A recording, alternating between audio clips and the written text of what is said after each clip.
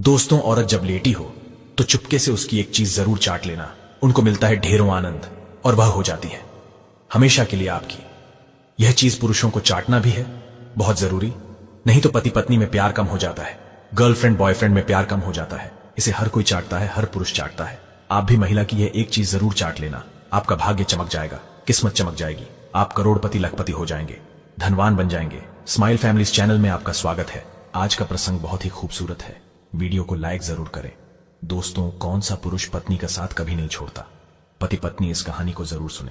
दोस्तों, इस कहानी को पूरी निष्ठा के साथ जो सुनता है, उन पति पत्नी के रिश्तों में किसी भी प्रकार की कमी नहीं आती, बल्कि उनके बीच का बंधन और भी मजबूत हो जाता है।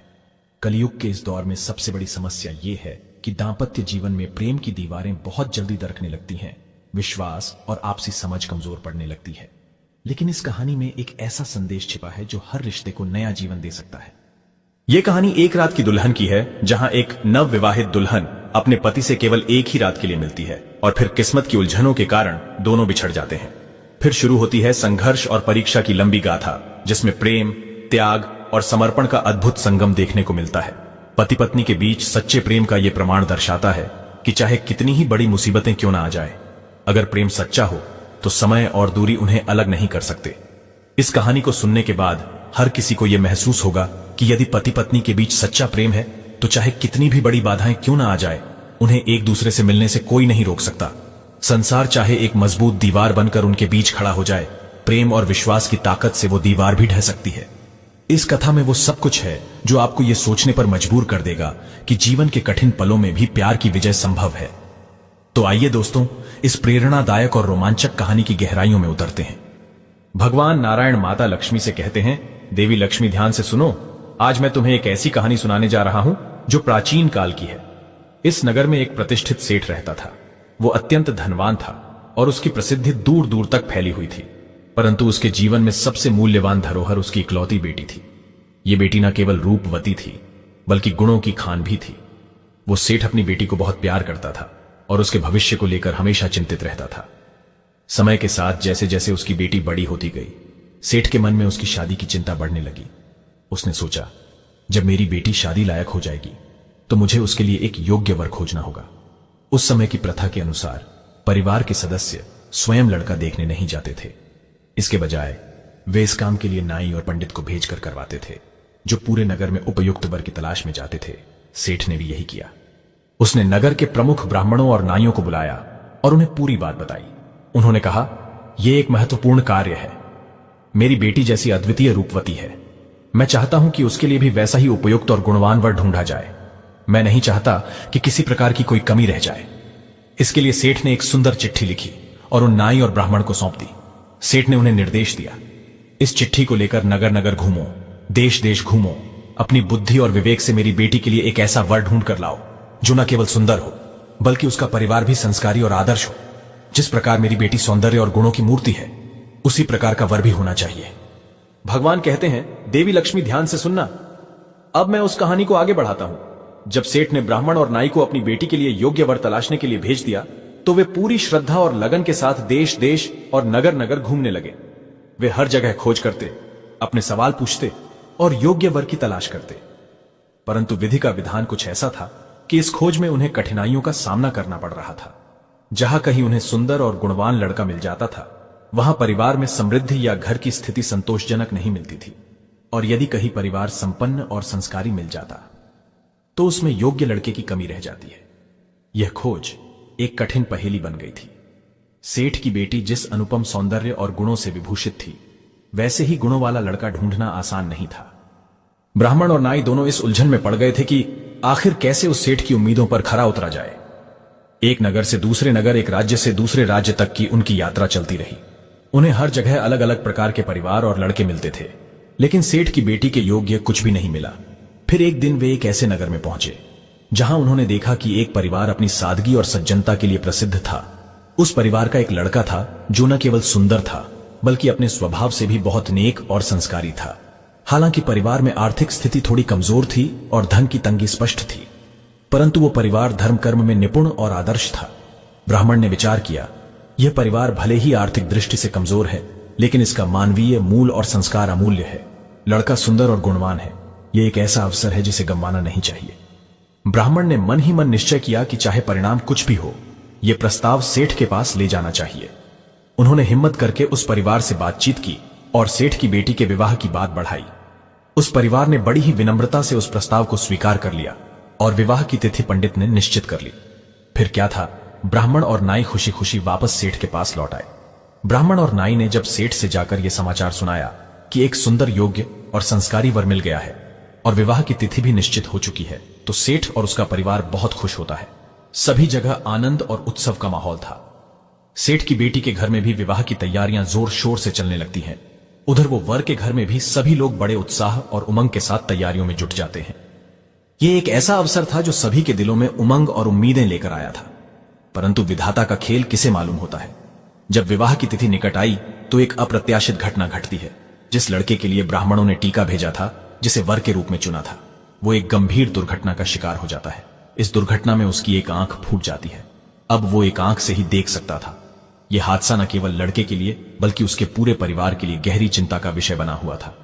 विवाह का दिन अब बहुत निकट आ चुका था। वर के घर में खुशी की जगह अब उदासी और निराशा ने ले लिया था। परिवार के सदस्यों के चेहरों पर चिंता की लकीरें साफ दिखाई दे रही थीं। सब सोच में पड़ गए थे कि इस परिस्थिति में अब क्या करें। यदि लड़के को एक आंख से दूल्हा बनाकर बारात में लेकर जाते हैं और दुल्हन के परिवार ने इसे देखकर शादी करने से मना कर दिया, तो यह पूरे परिवार के लिए बड़ा ही अपमानजनक होगा। न केवल वर का परिवार बल्कि पूरा मोहल्ला और समाज उनकी हंसी उड़ाएगा। यह उनके मान सम्मान का प्रश्न बन गया था। वर के परिवार के बुजुर्ग, विशेष रूप से लड़के के दादाजी, जो बेहद समझदार और अनुभवशील व्यक्ति थे, उन्होंने सभी को सांत्वना दी। उन्होंने कहा, चिंता मत करो, हमें एक उपाय करना होगा। हम रास्ते में एक किराए का दूल्हा ढूंढ लेंगे, उसे कुछ धन देकर और समझाकर हमारे साथ बारात में शामिल कर लेंगे। जब विवाह संपन्न हो जाएगा तो बाद में हम अपनी बहू को स्थिति समझाकर घर ले आएंगे। इधर भगवान नारायण माता लक्ष्मी को समझाते हुए कहते हैं, हे देवी, इस कथा को ध्यान से सुनना। जब बारात रास्ते में आगे बढ़ रही थी, हर कोई चिंता और आशंका से घिरा हुआ था। सभी सोच रहे थे कि क्या किया जाए और कैसे इस मुश्किल को हल किया जाए। तभी यात्रा के दौरान बारात घने जंगल से गुजर रही थी। वहां एक पेड़ के नीचे एक सुंदर कुमार सोया हुआ था। उसका रूप और सौम्य चेहरा देखकर बारात में शामिल लोगों के मन में विचार आया कि इससे सुंदर दूल्हा कहीं नहीं मिलेगा। लड़के के दादाजी, जो बेहद समझदार और अनुभवी व्यक्ति थे, उन्होंने तुरंत उस लड़के को जगाया और उससे पूछा कि तुम कौन हो और इस जंगल में क्या कर रहे हो। कुमार ने आंखें खोलकर देखा और कहा, मैं एक गरीब आदमी हूं और मैं यहां कुछ व्यक्तिगत कारणों से आया हूं। यह सुनकर दादाजी ने कहा, तो फिर हमारे साथ चलो, हम तुम्हारे लिए एक काम देते हैं। लड़के ने हैरानी से पूछा, मुझे क्या करना होगा? दादाजी ने कहा, तुम्हें ज्यादा कुछ नहीं करना है। हम तुम्हें एक रात के लिए दूल्हा बनाएंगे और तुम्हारा विवाह कराएंगे। इसके बदले में हम तुम्हें एक सोने की मोहर देंगे। कल सुबह होते ही तुम अपने रास्ते चले जाना। मित्रों, पहले तो उस लड़के ने मना कर दिया, लेकिन बारात में मौजूद अन्य लोगों ने उसे समझाया और कुछ ने दबाव भी बनाया। तब आखिरकार वो लड़का मान जाता है, क्योंकि उसके पास उस समय कोई विकल्प नहीं था और उसे यह प्रस्ताव किसी अद्वितीय अवसर जैसा लगा। बारात ने उस कुमार को दूल्हा बना लिया और उसे सजाकर पालकी में बैठा दिया। सभी ने राहत की सांस ली, मानो अब सब ठीक हो जाएगा। बारात जब लड़की के घर पहुंची तो वहां का दृश्य देखने लायक था। हर तरफ खुशियों की गूंज थी, ढोल नगाड़े बज रहे थे और लोग बारात का स्वागत करने के लिए तैयार खड़े थे। लड़की की मां और पिता ने जब पालकी से निकले दूल्हे को देखा तो उनकी आंखों में खुशी और गर्व था। लड़की ने भी पर्दे के पीछे से अपने दूल्हे को देखा और मन ही मन प्रसन्न हुई। उसने सोचा, मेरा पति कितना सुंदर है। लेकिन उस बेचारी को यह नहीं पता था कि यह दूल्हा असल में किराए का दूल्हा है। राजकुमार ने अपने मन में एक द्वंद्व महसूस किया। वो जानता था कि यह सब केवल एक रात का नाटक है और सुबह होते ही उसे यहां से चले जाना है। लेकिन उसके दिल में यह विचार भी आया कि इस अनजान लड़की के साथ रात बिताना एक बड़ी जिम्मेदारी है। उसने मन में ठान लिया कि चाहे जो भी हो, वो इस लड़की का सम्मान बनाकर रखेगा। दूसरी ओर लड़की के माता पिता बेहद खुश थे। उन्हें ऐसा योग्य और सुंदर दूल्हा जो मिला था। लेकिन विधाता का खेल यही खत्म नहीं हुआ था। विवाह के बाद बड़े हर्ष, उल्लास और विधि विधान से सभी रस्में पूरी की गई। पूरे नगर में उत्सव का माहौल था और सेठ की बेटी का विवाह एक बड़े समारोह के रूप में संपन्न हुआ। वो पल हर किसी के लिए अनमोल था। पुराने रीति रिवाजों के अनुसार विवाह के बाद दूल्हा दुल्हन को अटारी पर चढ़ाया जाता था, ताकि वे आराम से कुछ समय बिता सकें और एक दूसरे से परिचित हो सकें। अब किराए का दूल्हा, जो असल में एक अजनबी लड़का था, दुल्हन के साथ अटारी पर पहुंच जाता है। उसने दुल्हन को देखा और उसकी सुंदरता को उसकी मासूमियत ने उसे कुछ पल के लिए स्तब्ध कर दिया। वो सोच में पड़ गया कि किस परिस्थिति में वो यहां आया है और अब क्या करना चाहिए। उसके मन में एक बड़ा संकट था। वो जानता था कि वो सिर्फ एक रात के लिए यहां आया है और सुबह होते ही उसे इस जगह से जाना होगा, लेकिन उसे यह समझ में आया कि यह दुल्हन उसके लिए केवल एक रात की कहानी हो सकती है, परंतु इस लड़की के लिए वो उसकी पूरी जिंदगी था। वो सोचने लगा, लड़कियों के पास उनकी इज्जत ही उनका सबसे बड़ा गहना होता है। अगर मैं यहां से चला गया और इस लड़की का भरोसा तोड़ दिया तो इसकी जिंदगी बर्बाद हो जाएगी। ये कैसे अपने पति के पास लौटेगी जिसके साथ इसकी शादी पहले से तय हुई थी। मेरी जिम्मेदारी बनती है कि मैं इसका सम्मान बनाए रखूं और इसे किसी भी तरह की शर्मिंदगी से बचाऊं। दुल्हन, जो अब तक सोच रही थी कि सब कुछ सामान्य है, अपने दूल्हे के बर्ताव से थोड़ी चिंतित हो गई। उसने देखा कि उसका पति चुपचाप बैठा है और उससे बात नहीं कर रहा है। यह उसे परेशान करने लगा। उसने साहस जुटाकर पूछा, महाराज, क्या आपको कुछ पसंद नहीं आया? क्या मैं आपके योग्य नहीं हूं? इस पर कुमार ने उसे सांत्वना देते हुए कहा, नहीं, ऐसा कुछ भी नहीं है। फिर भी दुल्हन के मन में संदेह और चिंता बनी रही। लड़के ने देखा कि वो सवालों से घिर गया है। उसने बात को संभालते हुए कहा, तुम्हें चिंता करने की आवश्यकता नहीं है, मैं बस कुछ सोच रहा हूं। यह सुनकर लड़की ने राहत की सांस ली, लेकिन मन में अब भी कुछ सवाल थे। लड़के ने मन ही मन यह निर्णय लिया कि वो इस रात को केवल बातचीत से गुजारेगा ताकि इस लड़की का सम्मान सुरक्षित रहे। उसने सोचा, यदि मैं इसका सम्मान बनाए रखूंगा और इसे किसी भी तरह की असमंजस में नहीं डालूंगा तो शायद ये मेरी आत्मा का कर्तव्य पूरा होगा। वो जानता था कि ये रात गुजरने के बाद वो फिर से अपनी पहचान के साथ अपनी राह पर लौट जाएगा, लेकिन इस लड़की के लिए यह पल उसकी जिंदगी की सबसे बड़ी परीक्षा थी। दूसरी ओर दुल्हन के मन में एक अजीब सी बेचैनी थी। उसे समझ में नहीं आ रहा था कि उसका पति उससे बात क्यों नहीं कर रहा है। वो सोचने लगी कि मेरे पति मुझसे खुश क्यों नहीं है, क्या मैंने कोई गलती कर दी है? इस तरह की उलझनों के बीच दोनों के बीच एक अजीब सी खामोशी छा गई थी। फिर दुल्हन ने साहस जुटाकर फिर से बातचीत शुरू की। उसने पूछा, क्या हमारे बीच कोई समस्या है? आप इतनी खामोशी क्यों बरते हुए हैं? लड़के ने उसकी ओर देखा और उसके चेहरे पर मासूमियत देखी। उसने कहा, नहीं प्रिय, कोई समस्या नहीं है। मैं बस इसीलिए उदास हूं जब राजकुमार ने देखा कि रात बीत रही है और उन्हें किसी तरह इस समय को गुजारना है। उसने एक बहाना बनाया और दुल्हन से कहा, प्यारी, मुझे बहुत तेज भूख लगी है, इसीलिए मैं उदास हूं। क्या कुछ खाने का इंतजाम हो सकता है? यह सुनकर दुल्हन एकदम घबरा गई। उसने सोचा, यह मेरी पहली रात है और मेरे पति को भूख लगी है। यह कैसे हो सकता है कि मैं उन्हें भूखा छोड़ दूं? लेकिन छत पर खाने पीने की कोई व्यवस्था नहीं थी। वहां कुछ थोड़े से चावल पड़े थे जिन्हें शायद पुराने समय से रखा गया था। उन चावलों पर उसे आंसुओं की बूंदें नजर आईं, मानो किसी की उदासी या चिंता का प्रतीक हो। लड़की ने साहस जुटाया और चावल पकाने का निश्चय किया, लेकिन वहां ईंधन के लिए लकड़ियां नहीं थी। लड़की के हालात ऐसे थे कि उसे समझ में नहीं आ रहा था कि वो क्या करे। वो परेशान हो गई, लेकिन हार मानने वाली नहीं थी। उसने अपने शरीर के वस्त्रों को ईंधन के रूप में जलाना शुरू कर दिया ताकि चावल पक सके। यह देखकर राजकुमार स्तब्ध रह गया। उसने सोचा, इस लड़की का प्रेम और समर्पण कितना महान है। मैं एक किराए का दूल्हा हूं और यह लड़की मेरे लिए अपने वस्त्रों की बलि दे रही है। दुल्हन ने अपने पूरे समर्पण और प्रेम से चावल पकाए और उन्हें अपने पति के सामने परोसा। राजकुमार ने चावल को धीरे से खाया। उसके हर कौर के साथ वो सोच रहा था कि इस लड़की का भविष्य क्या होगा जब वो सुबह यहां से चला जाएगा। दुल्हन का उद्देश्य था कि वो अपने पति को खुश रखे और फिर उनसे प्रेम की बातें कर सके। लेकिन आधी रात तक ऐसा करते करते वो खुद भी थक गई थी और सोच में पड़ गई थी कि आखिर उसके पति इतने उदास और चुप क्यों हैं। आधी रात बीत चुकी थी। दुल्हन के चेहरे पर चिंता और सवाल झलक रहे थे। उसने हिम्मत करके कहा, क्या आप मुझसे कुछ छुपा रहे हैं? क्या आपको मुझसे कोई परेशानी है? राजकुमार ने उसकी ओर देखा। उसकी आंखों में एक अजीब सी उदासी थी। वो जानता था कि वो एक रात के लिए यहां है, लेकिन इस लड़की के ऊपर तो उसका एक कर्तव्य था। उसने प्यार भरी नजर से देखा और कहा, नहीं, ऐसा कुछ भी नहीं है, बस कुछ बातें हैं जो मैं तुम्हें नहीं बता सकता। सुबह का सूरज उगने ही वाला था। राजकुमार ने देखा कि उसकी पत्नी थक कर सो चुकी है। उसने धीरे से उसे देखा और उसके चेहरे को अपने दिल में बसा लिया। उसकी आंखों में आंसू थे। उसने मन में सोचा, आज की रात मैंने तुम्हारी साथ बिताई है, लेकिन कल से शायद मैं तुम्हारे जीवन में ना रहूं।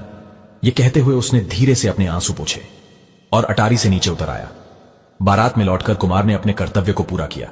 बारात के लोग उसे एक सोने की मोहर देकर विदा करते हैं और कहा, अब तुम अपने रास्ते जाओ और यहां दोबारा कभी मत आना। कुमार, जो अब अपने असली रूप में लौट चुका था, उसने एक अंतिम बार पीछे मुड़कर उस घर को देखा जहां उसकी एक रात की दुल्हन सो रही थी। फिर उसने अपने कदम उठाए और अपने रास्ते पर निकल पड़ा। वो अपनी एक रात की दुल्हन को छोड़कर जा तो रहा था, लेकिन सच में उसे अपनी दुल्हन से प्रेम हो गया था। उसका मन नहीं चाह रहा था कि वो उसे छोड़कर जाए, लेकिन क्या करता, भाड़े का दूल्हा जो था। कि सुबह होते ही विवाह की सभी रस्में पूरी हो गई और दुल्हन की विदाई की तैयारी शुरू हो गई थी। पालकी सजाई गई और दुल्हन को उसमें बैठाकर विदा किया जाने लगा। वो पल बड़ा भावुक था। हर किसी की आंखों में आंसू थे और सेठ की बेटी भी अपने नए जीवन की ओर बढ़ने के लिए तैयार हो रही थी। बारातियों ने खुशी खुशी विदाई का कार्यक्रम संपन्न किया, लेकिन यह सब एक भ्रम था, एक नाटक था जिसमें किराए का दूल्हा शामिल था, जो अब अपनी भूमिका निभाकर चला गया था। जब बारात वापस अपने नगर की ओर चलने लगी तो वो लड़का जिसकी आंख दुर्घटना में फूट गई थी, वो जिसकी वजह से यह सब कुछ हुआ था, पालकी के पास आता है। उसने पालकी के अंदर झांक कर देखा और प्यार से कहा, प्यारी, अगर प्यास लगी हो तो पानी पी लो, तुम्हारा चेहरा देखकर मुझे सुकून मिलता है। दुल्हन, जो अभी तक इस भ्रम में थी कि वो वही उसका पति है, एक पल के लिए चौंक गई। उसने ध्यान से देखा और समझा कि यह व्यक्ति वो नहीं है जिसने मेरे साथ रात बिताई थी। उसकी ननद जो पालकी के अंदर बैठी थी, उसने दुल्हन के चेहरे पर सवालिया भाव देखे। उसने बिना किसी झिझक के कहा, भाभी, इतना संकोच क्यों कर रही हो? ये मेरे असली भैया है, आप इनके साथ ही तो ब्याही गई हैं। यह सुनकर दुल्हन का चेहरा एक बार फिर से आश्चर्य से भर जाता है। उसने अपनी ननद से पूछा, लेकिन वो रात वाला दूल्हा कौन था? ननद ने मासूमियत से बताया, वो किराए का दूल्हा था। मेरे भैया की आंख फूट जाने के कारण उस रात तुम्हारी शादी उसके साथ करवाई गई थी। अब वो अपनी मजदूरी लेकर चला गया है। यह सुनकर दुल्हन की आंखों से आंसू बहने लगे। वो सोचने लगी, हे परमात्मा, यह कैसी परीक्षा है। जिसके साथ मेरी शादी हुई थी वो तो अब कहीं दूर जा चुका है, और अब मैं किसके साथ जा रही हूं? यह सोचकर उसकी चिंता और बढ़ गई।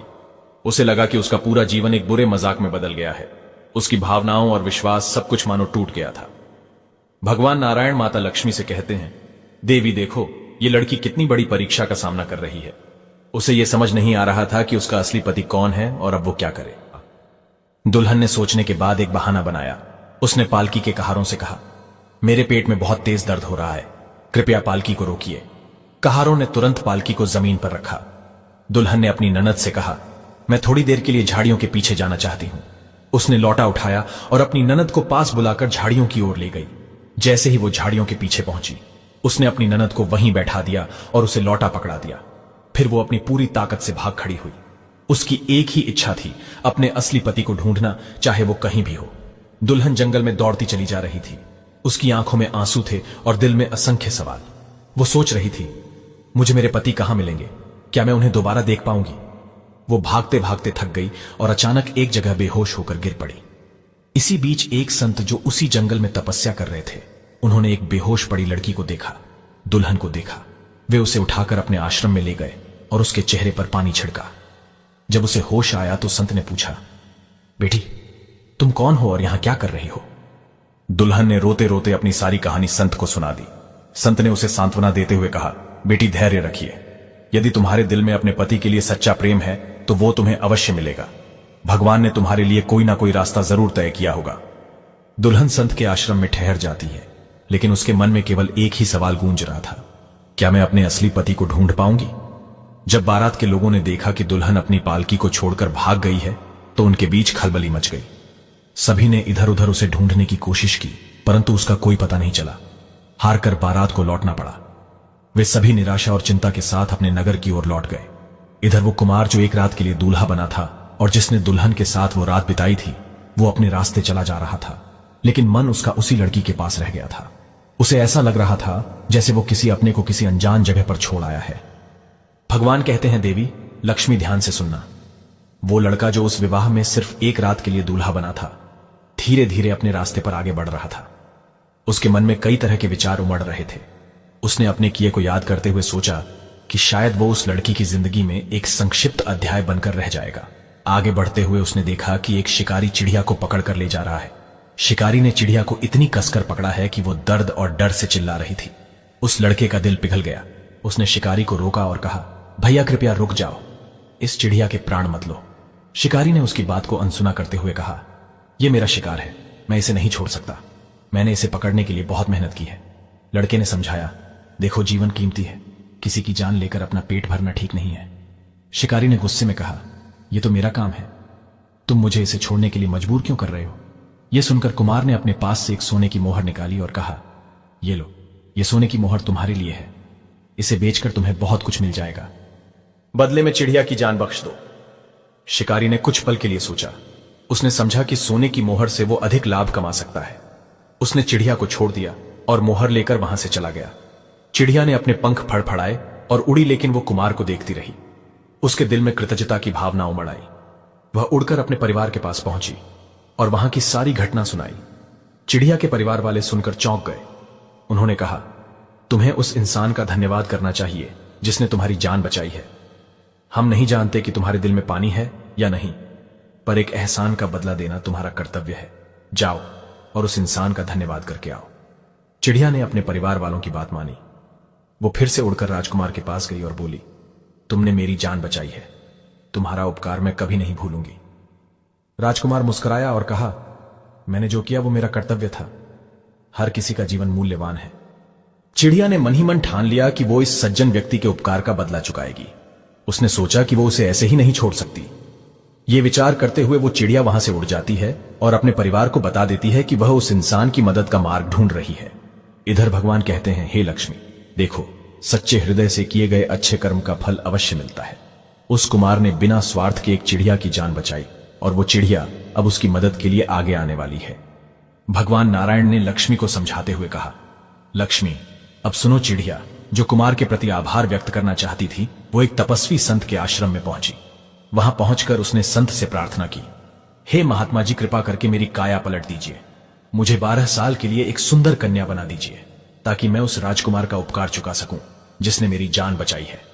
संत ने उसकी विनती स्वीकार कर ली और अपनी शक्तियों से उस चिड़िया को एक सुंदर लड़की बना दिया। लड़की बनने के बाद चिड़िया उस राजकुमार के पास जाती है और उसे देखकर कहती है, कुमार, मैं आपके साथ आपकी पत्नी बनकर रहना चाहती हूं। मैं आपके साथ विवाह करना चाहती हूं। कुमार ने उसे देखा और जवाब दिया, मुझे क्षमा करना, पर मैं तुम्हें अपने साथ नहीं रख सकता। मेरी पहले ही शादी हो चुकी है और मुझे सिर्फ एक रात के लिए मेरी दुल्हन मिली थी। उसके बाद से वो गायब हो गई और मुझे नहीं पता कि वो कहां है और किस हाल में है। मैं उसे ढूंढकर उसी को अपनी पत्नी के रूप में रखना चाहता हूं। तब वो लड़की बोली, जो चिड़िया थी, ठीक है, मैं तुम्हारी इस काम में मदद करूंगी। जब तक तुम्हारी वह पत्नी नहीं मिल जाती, तब तक मैं तुम्हारी पत्नी बनकर तुम्हारे साथ रहती हूं। चलो आगे चलते हैं, देखते हैं क्या होता है। मित्रों, इसके बाद वो लड़की उस कुमार के साथ में उसकी पत्नी बनकर रहने लगती है। इधर भगवान नारायण कहते हैं, हे लक्ष्मी, जब वो राजकुमार और वो कन्या आगे बढ़ रहे थे तो उन्होंने देखा कि एक शेर 3 पैरों पर खड़ा है और उसकी आंखों से आंसू बह रहे हैं। वो दर्द से कराह रहा था। लड़की ने देखा कि उसके चौथे पैर में एक कांटा फंसा हुआ है। वो बड़ी समझदार थी और उसने कहा, अपने पति से देखिए, इसके पैर में कांटा चुभा है, तुम जाकर उसे निकाल दो। राजकुमार ने चौंकते हुए कहा, क्या तुम पागल तो नहीं हो गई हो? ये एक शेर है, इसके पास जाऊंगा तो ये हमें मार देगा। ये लड़की ने दृढ़ता से कहा, नहीं, ये हमें नुकसान नहीं पहुंचाएगा। मैं आपसे विनती करती हूं, इसका दर्द दूर कीजिए।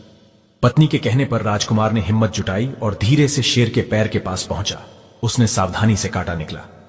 शेर ने दर्द के कारण एक जोरदार दहाड़ मारी, लेकिन तुरंत शांत हो गया। उसने राजकुमार की ओर कृतज्ञता भरी आंखों से देखा और वहां से चला गया। राजकुमार ने गहरी सांस ली और कहा, किसी इंसान की मदद करना सच में एक बड़ा काम है। आज मैंने जाना कि किसी की मदद करने से हमें कितनी संतुष्टि मिलती है। भगवान नारायण माता लक्ष्मी से कहते हैं, देवी देखो, उस शेर ने भी उस लड़के की मदद करने की ठान ली। कहते हैं, किसी भी जीव का उपकार कभी व्यर्थ नहीं जाता। कुमार का जीवन अब एक नया मोड़ लेने वाला है। शेर ने क्या किया, एक सुंदर घोड़ा बनकर उस कुमार के मार्ग में खड़ा हो गया। कुमार ने उस घोड़े को देखा तो उसे वो घोड़ा बहुत पसंद आया और उसने उस घोड़े को अपने साथ कर लिया। कुमार उस पर सवार हो जाता है। उसने अपनी पत्नी को भी उस पर बैठा लिया, जो वो चिड़िया थी, और दोनों जंगल की ओर बढ़ने लगे। उनका उद्देश्य एक ही था, उस पत्नी को ढूंढना जिससे वो एक रात के लिए मिला था और जो अब कहीं खो गई थी। वो पत्नी जो अब एक संत के आश्रम में रह रही थी। उसे ढूंढने के लिए राजकुमार अपने सफर पर निकला। वो जानता था वो लड़की उस एक आंख के अंधे दूल्हे के साथ चली आई होगी। मुझे तो उसका कोई पता ठिकाना भी नहीं पता है। मैं उसे कहां खोजूंगा। जंगल में आगे बढ़ते हुए अचानक कुमार ने देखा कि एक सर्प ने एक मेंढक को पकड़ रखा है। मेंढक अपनी जिंदगी की आखिरी उम्मीद में झटपटा रहा था। उसकी आंखों में मौत का खौफ था। प्राण बचाने की आस थी। राजकुमार का दिल एक बार फिर दया से भर गया। वो उस सर्प के पास पहुंचा और कहा, भाई कृपया इसे छोड़ दो, इस छोटे जीव का जीवन बख्श दो। सर्प ने जवाब दिया, ये मेरा भोजन है, मैं इसे नहीं छोड़ सकता। मेरी भूख मिटाने के लिए यह जरूरी है। यह सुनकर राजकुमार ने कहा, यदि तुम्हें भूख मिटाने के लिए मांस चाहिए तो मैं तुम्हें अपने शरीर से थोड़ा मांस दे सकता हूं, पर इस मेंढक को छोड़ दो। सर्प ने आश्चर्य से राजकुमार की ओर देखा और कहा कि क्या तुम सच में ऐसा करोगे? राजकुमार ने बिना हिचकिचाए अपना चाकू निकाला और अपनी जांघ से थोड़ा मांस काट लिया। उसने वो मांस सर्प को दिया और मेंढक की जान बचा ली। सर्प ने मांस खाकर अपनी भूख मिटाई और बोला, तुमने न केवल अपने दर्द को सहा है बल्कि मेरे लिए अपना मांस काटा। यह उपकार मैं कभी नहीं भूलूंगा। जब भी तुम्हें मेरी जरूरत होगी मैं अवश्य आऊंगा। मित्रों, सर्प ने उस कुमार की मदद करने की ठान ली और एक सुंदर सी तलवार बनकर रास्ते में गिर पड़ा। कुमार ने उस तलवार को उठा लिया। मेंढक ने भी राजकुमार की ओर देखा और उसकी आंखों में आंसू आ गए। वो बोला, आपने मेरे जीवन की रक्षा की है। मैं आपके इस उपकार की ऋणी हूं। जब भी आपको मेरी आवश्यकता होगी मैं आपकी सहायता के लिए तैयार रहूंगा। वो मेंढक भी एक कोड़ा बनकर आगे रास्ते में गिर जाता है। दोस्तों, वो लड़का उस कोड़े को उठा लेता है और आगे को चल देता है। इधर भगवान नारायण माता लक्ष्मी से कहते हैं, देखो लक्ष्मी, राजकुमार का साहस और उसकी मदद की भावना उसे सभी प्राणियों का प्रिय बना रही थी। उसका प्रत्येक अच्छा कर्म एक एक वरदान के रूप में उसके पास में जरूर लौटेगा। जब समय आएगा ये सभी जीव उसकी सहायता करेंगे। राजकुमार ने दोनों प्राणियों का आभार स्वीकार किया, अपने सफर पर आगे बढ़ गया। अब तक उसके साथ शेर, जो घोड़े के रूप में था, उसका सबसे विश्वसनीय साथी बन चुका था। राजकुमार का दिल अब भी अपनी खोई हुई पत्नी को ढूंढने की चिंता से भरा हुआ था, लेकिन उसे विश्वास था कि उसका सच्चा प्रेम उसे एक दिन अवश्य मिल जाएगा। भगवान नारायण लक्ष्मी से कहते हैं, देवी लक्ष्मी, अब सुनो आगे क्या होता है। वो लड़का अपनी पत्नी की खोज में लगातार आगे बढ़ रहा था। उसके साथ वो शेर था जो अब घोड़े का रूप ले चुका था, और वो मेहनत और साहस जो उसने रास्ते में कमाया था वो बिना रुके अपने सफर पर बढ़ता जा रहा था। उसके मन में एक ही लक्ष्य था, अपनी खोई हुई पत्नी को पाना। चलते चलते वो एक दूसरे राज्य की सीमा में पहुंच जाता है। वहां वो थकान से चूर हो गया था और एक बड़े पेड़ के नीचे अपनी चादर बिछाकर सो जाता है। वो नहीं जानता था कि विधि ने उसके लिए क्या खेल रच दिया है। हे देवी, विधाता के विधान को कोई नहीं समझ सकता। उस राज्य के राजा का कुछ समय पहले ही निधन हो गया था और वहां की रानी ने यह घोषणा कर दी थी कि जो भी व्यक्ति सुबह बगिया के द्वार पर सोया हुआ मिलेगा उसे ही राज्य का नया राजा बनाया जाएगा। सुबह होते ही राजमहल के नौकरों ने देखा कि एक अजनबी व्यक्ति बगिया के द्वार पर सोया हुआ है। वे उसके पास गए और उसे जगाया। राजकुमार हैरानी से जागा और घबरा कर बोला, भाई, आप लोग मुझे क्यों पकड़ रहे हैं? मैंने कोई गलती नहीं की है। नौकरों ने कहा, तुम्हारी गलती नहीं है, तुम्हारा भाग्य तुम्हें यहां लेकर आया है। तुम इस राज्य के नए राजा बनने वाले हो। उस कुमार को समझ में नहीं आया कि यह सब क्या हो रहा है। वो चुपचाप उन नौकरों के साथ महल की ओर चल देता है। जब वो रानी के सामने पहुंचा तब रानी ने उसे देखा और कहा, युवक, तुम मेरे लिए बेटे जैसे हो। मेरे पति अब नहीं रहे और मैं किसी से विवाह भी नहीं करूंगी, लेकिन मेरे राज्य को एक राजा की जरूरत है और विधि का विधान है कि तुम ही इस राज्य के राजा बनोगे। कुमार ने संकोच करते हुए यह नई जिम्मेदारी स्वीकार कर ली। उसकी इच्छा तो अपनी खोई हुई पत्नी को ढूंढने की थी, लेकिन अब वो जानता था कि भगवान ने उसके लिए एक नई जिम्मेदारी तय की है। इधर वो चिड़िया जो लड़की बनकर उसके साथ रह रही थी, उसने देखा कि राजकुमार अब राजा बन चुका है तो वो भी महल में एक रानी के रूप में उसके साथ रहने लगी। 12 साल तक वे दोनों उस राज्य में आनंद पूर्वक रहने लगे। चिड़िया जो कन्या बनी हुई थी वो जानती थी कि उसका समय अब धीरे धीरे समाप्त होने वाला है, क्योंकि वो संत द्वारा दिए गए वरदान के अनुसार 12 साल के लिए लड़की बनी थी। मित्रों, इसी बीच राजकुमार ने अपने नए राज्य को बखूबी संभाला और प्रजा का दिल जीत लिया। वो अब भी अपनी पत्नी को याद करता था, जिसकी एक रात को स्मृति उसकी आंखों में बसी हुई थी। उसे यह विश्वास था कि एक दिन वो उसे अवश्य मिलेगी। भगवान नारायण ने लक्ष्मी से कहा, देवी लक्ष्मी, देखो, कर्मों का फल अवश्य मिलता है। राजकुमार के सच्चे प्रेम और अच्छे कर्मों ने उसे एक नया जीवन दिया। वो राजा बना और उसके अच्छे कर्मों का फल उसे जीवन में कई रूपों में मिला। लेकिन उसकी असली परीक्षा अभी बाकी थी, क्योंकि सच्चा प्रेम उसकी खोई हुई पत्नी से एक दिन अवश्य मिलाएगा। समय आगे बढ़ता जा रहा था। राजकुमार, जो कभी एक रात की दुल्हन का पति था, धीरे धीरे अपनी पुरानी यादों से दूर होता जा रहा था। उसकी नई जिम्मेदारियों और राज्य के कामों ने उसे व्यस्त कर दिया था। दूसरी ओर वो एक रात की दुल्हन जो महात्मा के आश्रम में रह रही थी, दिन रात अपने पति के लौटने का इंतजार कर रही थी। हर दिन वो आकाश की ओर देखती और सोचती थी, मेरे पति कब आएंगे, किस रास्ते से आएंगे, कैसे मिलेंगे। मित्रों, समय बीतता गया और इस इंतजार में 11 साल निकल गए। उस एक रात की दुल्हन की आंखों में अभी भी उम्मीद की चमक थी। इधर वो चिड़िया जो लड़की बनकर राजकुमार के साथ रह रही थी, उसने एक पुत्र को जन्म दिया। पूरे राज्य में खुशी की लहर दौड़ गई। सभी लोग आनंदित थे और राजकुमार ने भी इस अवसर पर खुशी जताई। लेकिन इस खुशहाली के माहौल में राज्य के मंत्री के मन में जलन और ईर्ष्या की आग जल रही थी। उसने सोचा, राजा की मृत्यु के बाद यह राजपाट मेरा होना चाहिए था, लेकिन यह अजनबी कहां से आकर राजा बन बैठा। अब तो इसका एक पुत्र भी हो गया है। अगर मैंने इसे नहीं रोका तो राज्य हमेशा के लिए मेरे हाथ से निकल जाएगा। मंत्री ने एक षड्यंत्र रचा। उसने तय किया कि वो राजकुमार को सोते हुए मार डालेगा।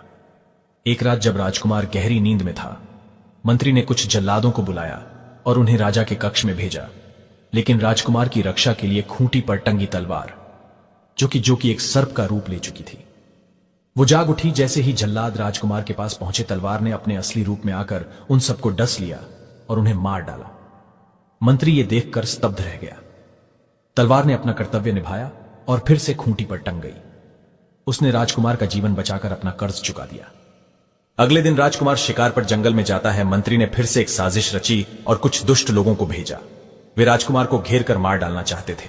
जब राजकुमार शिकार में तल्लीन था, तभी अचानक उन दुष्टों ने उसे चारों ओर से घेर लिया, लेकिन उसके साथ वो घोड़ा भी था जो एक सिंह था। घोड़े ने राजकुमार से कहा, महाराज मेरी पीठ से उतरो, अब समय आ गया है कि मैं अपने असली रूप में आऊं। राजकुमार ने घोड़े की बात मानी और वो घोड़े की पीठ से उतर गया। घोड़ा तुरंत सिंह के रूप में बदल गया और उन दुष्टों पर टूट पड़ा। उसने उन सभी को परास्त कर दिया और राजकुमार की जान बचा ली। राजकुमार ने यह देखकर समझा कि यह वही सिंह है जिसने उसकी कई बार रक्षा की है। सिंह ने कृतज्ञता के साथ सिर झुकाया और जंगल की ओर लौट गया अपना धर्म निभाकर। समय धीरे धीरे बीतता गया और वो दिन भी आ गया जब 12 साल पूरे होने को थे। वे 12 साल जो चिड़िया बनी लड़की ने राजकुमार के साथ बिताए थे, वो अब समाप्ति की ओर थे। अब बस एक ही दिन शेष रह गया था। वो लड़की जो राजकुमार की पत्नी बनकर उसके साथ रह रही थी, जानती थी कि अगली सुबह वो अपनी असली पहचान में लौट आएगी और राजकुमार के जीवन से हमेशा के लिए विदा हो जाएगी। रात्रि के समय चिड़िया बनी वो लड़की अपने पति के पास बैठी और बोली, महाराज, कल 12 साल पूरे हो जाएंगे। जब से मैंने आपके साथ रहना शुरू किया था, उस समय आपने एक बात कही थी कि आपका विवाह पहले से ही हो चुका है।